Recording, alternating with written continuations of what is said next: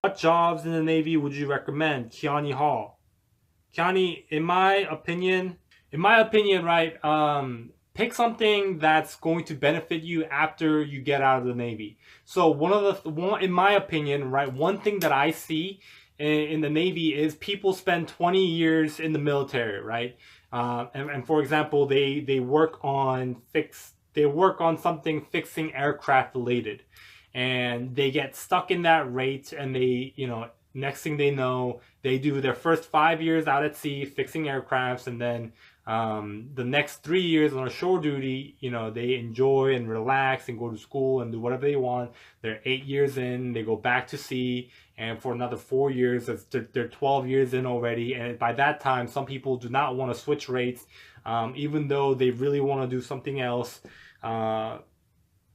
So it gets very difficult, it gets very hairy. So what I'm trying to say is, when it comes to trying to pick a job, when it comes to trying to pick a specific rate, pick something that's going to be of a good transition for you, something that aligns with your values, something that you can actually use.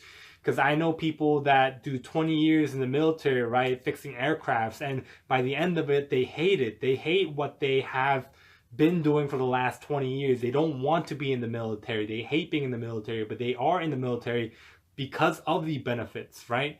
And after they get out of the military, now what are they going to do? They don't want to do anything related to the military. But, will it help them if they did?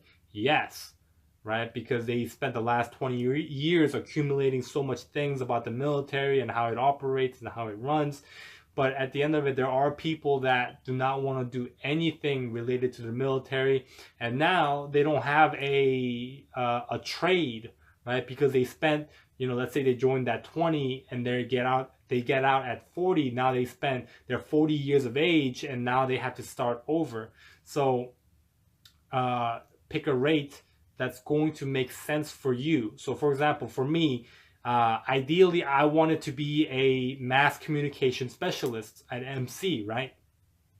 Where I take pictures, record videos for the ship, for the crew, and create stories and, share that with people. And, one of my biggest interests is creating a YouTube channel. It would have very aligned with what I wanted to do, right?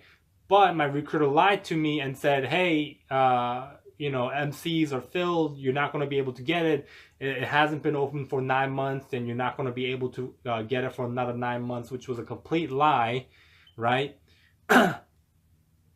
And so I got stuck with being a logistics specialist. Now, I don't mind being a logistics specialist, right? I learned a lot of things related to business, but it would have been much, much, much beneficial for me in terms of my career if I was a MC compared to a logistics specialist.